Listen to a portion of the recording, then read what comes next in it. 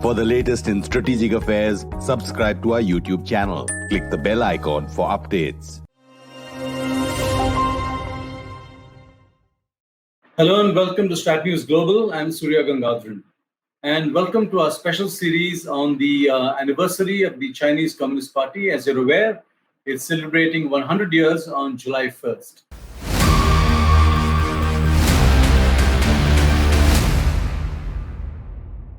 And I have with me from Oxford to talk about this, Rana Mitter. He's the director of the Oxford University Center for China Studies. Rana Mitter, thank you and welcome. Surya, it's a great pleasure to be here. Thank you for having me. And Rana, how are you marking 100 years? You're a well-known China scholar. You've written a number of books on it. How do you look at 100 years? Well, I'll actually be spending some of the time reading some of the fantastic works of history that have come out in recent months on the subject of the Chinese Communist Party at 100.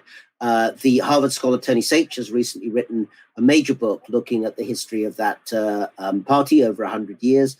Also, Tim Cheek, Hans van der Ven, and others have put together a series of portraits of major figures from the Chinese Communist Party. So I'll be looking at really the most astonishing part of the story. Whether you think it's good or bad, it's really historically unprecedented to have a party that came from just a few young men meeting in a tea house, basically, 100 years ago. And they have made that long journey to where they are today, which is this huge machine, you might say, that rules 1/4 of humanity. So that's quite a trajectory. Yeah. And it's really 100 years, Rana. I mean, is it really 100 years? Yeah, it's certainly, I think 1921 is the accepted founding date for the start of the Chinese Communist Party. The party itself officially says that it began on the 1st of July. We don't know if that is an absolutely accurate date, but spring, summer of that year is probably correct. You can also, if you visit, the pandemic means it's not really possible to visit China at the moment, but when it's possible again, one can go to the foundation site of the Chinese Communist Party in the middle of Shanghai. It's in a place called Xintiandi, which ironically is now one of the most glitzy, one of the most ritzy shopping areas anywhere in that very, very well-off city. And so there's an irony that this party for the workers and the peasants had its place of foundation, or supposed place of foundation, in the middle of a place that now is for the most elite shoppers in the whole of China. But again, that points up some of the ironies that still exist even after 100 years of the Communist Party's foundation. Mm-hmm. Rana, how do you see the Communist Party since the pandemic? Has it strengthened? Has it weakened? What are the issues there? Sure.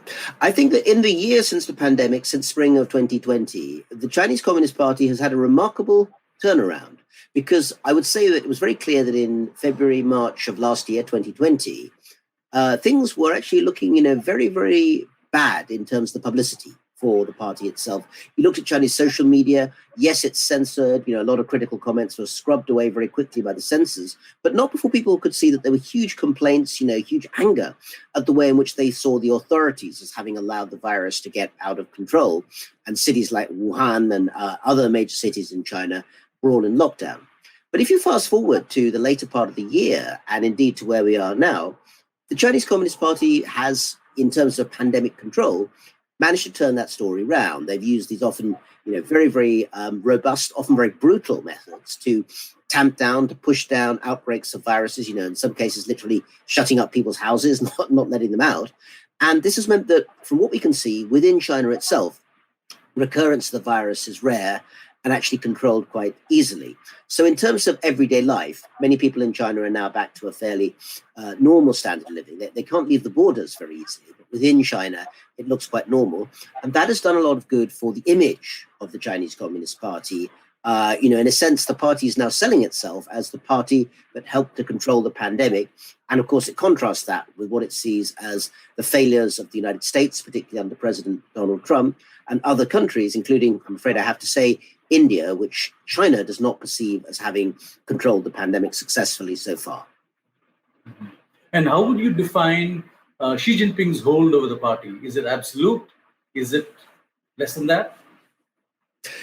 Xi Jinping is a fascinating character. Apart from anything else, he has managed to accumulate more centralized power under himself than any leader of the Chinese Communist Party, really since Mao, maybe Deng Xiaoping. But Deng Xiaoping, back in the 70s and 80s, was more interested in some senses in diffusing that power through the system. Xi wants it centralized under his control. So does that mean he actually has control? This is the key question that everyone does want to know. Well, I'd say in some really important areas, he appears to have done a pretty effective job of centralizing power under him. So the military is one good example of that. In addition to being president, in addition to being Secretary General of the Chinese Communist Party, he's also Commander-in-Chief, and that's actually quite a new title for a Chinese leader. So by having control over the military, he's done quite a bit to make sure that one of the obvious potential other sources of authority in China is pretty firmly under his thumb. Let's just put it this way. Nobody that I know of these days is commenting the obvious successor to Xi Jinping is person X or person Y. Previous leaders, everyone knew after a certain while who was likely to succeed after they had stepped down. With Xi Jinping, he has extended his rule, and I would not bet against that being continued next year for at least one more term, maybe further terms beyond that as well. And what would you see as the fault lines for the party going forward? I think there are quite a lot of areas where the party could trip itself up if it's not careful. And it's looking out at the moment through the 5-year plan, which was just passed through in February, March this year, through the National People's Congress and the Chinese political system, is trying to anticipate and head off these problems. Some of the problems are long term. So it's what some people call 2 Ds and an E, by which they mean demography. China is getting older, and it's getting older faster. Because of the one-child policy, very famous, basically between 1978 and 2015, most Chinese were only allowed to have one child. There were some exceptions, but not very many. And that means that now that the policy has ended, in fact, you can have up to 3 children now if you want to, nonetheless, the demographics have squeezed such that China from about the year 2031 or so will have 5 fewer million people in the population every year. It's just a natural consequence of demographic aging. So China has to work out how it's going to deal with pensions, welfare, all the questions that come from that. Beyond that, another D is drought. Climate change, environmental issues are hugely damaging to China, and growth was pursued in the 80s and 90s with no concern for the environment at all. So polluted soil, huge fossil fuel burning power stations all over the country. Yes, that's beginning to change somewhat. Yes, the 5-year plan that's been put through is talking much more about green growth. But language is one thing. The reality is still got a very, very long way to go. The final one, I said 2 Ds and an E. So demographics, drought, E, education. China does a lot, particularly for higher education, puts a lot of money into research and development and universities. And for sciences, it actually has some pretty good research going on. But look at the countryside. Look at what's actually happening with kids who are being brought up by their grandparents because their parents have gone off to the big city to make money. Those children quite often still have very basic literacy. They're not often being well fitted for the challenges of a country that's going to be older and needing higher value workers. And all those things are things that cannot be solved overnight. They're going to need 5, 10 or more years of preparation. That's one of the things that really keeps the party, I think, awake at night. Mm-hmm. You mentioned demographics. Do you see demographics impacting on foreign policy, on the way they conduct foreign policy, the aggression they display outside? Does it square up? I mean, yeah, I think that demographics actually has a quite significant effect on the way that China operates overseas.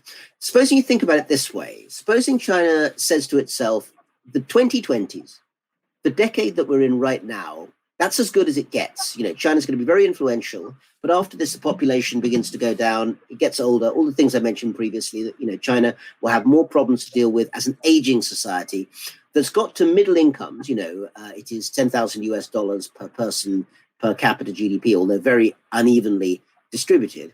But getting beyond that, getting beyond the so-called middle income trap, as economists call it, that will be much more of a problem for China in future decades. So with all that being the case, if you have geopolitical goals, you might want to try and push them now in the 2020s when your army is solidifying, when you're getting more naval capacity, when your economic reach, is really very significant across 5 continents. This is a good moment because actually the 2030s may not be as good for that. And demographics would be one of the reasons. It's certainly something that Chinese policymakers do think about a lot. So in terms of foreign policy, do you see them at some point getting back? I mean, cutting down on their, the vote for you kind of stuff that's going on, the aggression in the South China Sea, our own Ladakh standoff. Do you see all that reducing at some point? I think I see it changing form. It's notable that about 2 weeks ago, Xi Jinping gave a speech in which he talked about the need for China to be more lovable and more humble, which was a way of trying to, I think, push back against the fact, it's an undoubted fact in that most of the world, the Western European side, North America, India, China's diplomacy over the last year has been very damaging to its own interests because essentially it's been very confrontational, largely designed, in fact, for a domestic audience. The idea is essentially foreign policy that looks good on the social media feeds of, Chinese middle-class people, but actually is not really designed to have any kind of positive effect on the people you're doing diplomacy with. And eventually, of course, that's caught up with China. Does that change the core aims? Well, I'm not sure it does. I think in a whole variety of areas, border disputes, maritime disputes, Taiwan, a whole variety of things to do, Hong Kong, to do with China's core issues, both within its own territories and in the areas that it claims outside. These continue to be core interests for China. So the language may become, in some cases, more emollient, a bit softer, although we haven't seen much sign of it yet, but it's possible. But in terms of the overall goals, overall strategy, I don't see it changing very much, no. So even that 2040 deadline they have for reaching developed status or whatever, you don't see that that's achievable? I think that it depends on what the definition is going to be. I mean, China wants by 2035, I think, to find itself at the stage of moderate prosperity, which means that, not only will there be a higher per capita income, but actually it'll be more evenly distributed. At the moment, there's a lot of very rich people in China, more billionaires than any other country, but there are also an awful lot of very poor people as well. But a whole variety of factors have to kick in to make that happen, including, for instance, trying to work out how the economy is balanced. In other words, at the moment, China still has very high savings rates. China is still exporting a lot to the rest of the world. It says it wants to push more income into ordinary Chinese consumers' pockets to get them to spend more, but it's not actually putting forward the policies at the moment that enable it to do that. So once again, a gap between the rhetoric and the reality, and yet that kind of economic rebalancing needs to be sorted out quite soon if China's going to find that it doesn't fall into that middle income trap that I mentioned. So last question, any undercurrents in the party that you see perhaps that could erupt at some point that could destabilize this whole thing? I think that China, we don't know much about what happens inside Chinese politics simply because it's kind of a black box. The people who really know what's going on, they're not talking. But I think I can make a sort of assessment about the situation at the moment, which in a sense will be disappointing to at least some people in both Beijing and Washington, because it's not an apocalyptic prediction. It's not saying that either China will take over the world or it's going to collapse, or America will take over the world or America will collapse. Rather, I think that China will probably continue to do what it's doing now, which is to grow its economy, not at the spectacular rates that it was doing, 5, 10, 15 years ago, but it'll continue to grow and recover from the pandemic.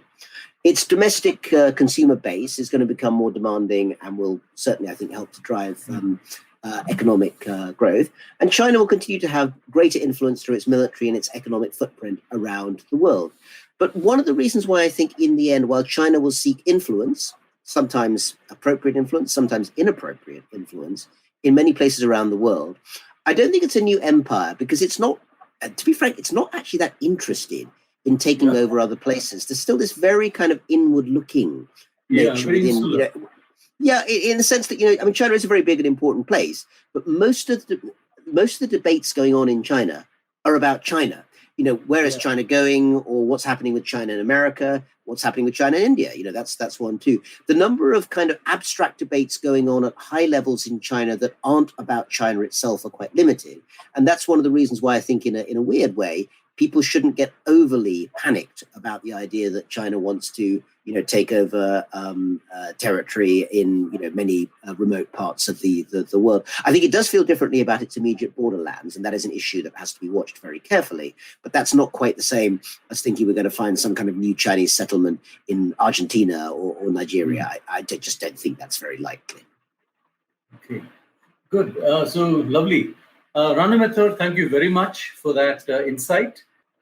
Do follow us on Twitter, social media, and keep giving us your comments and observations.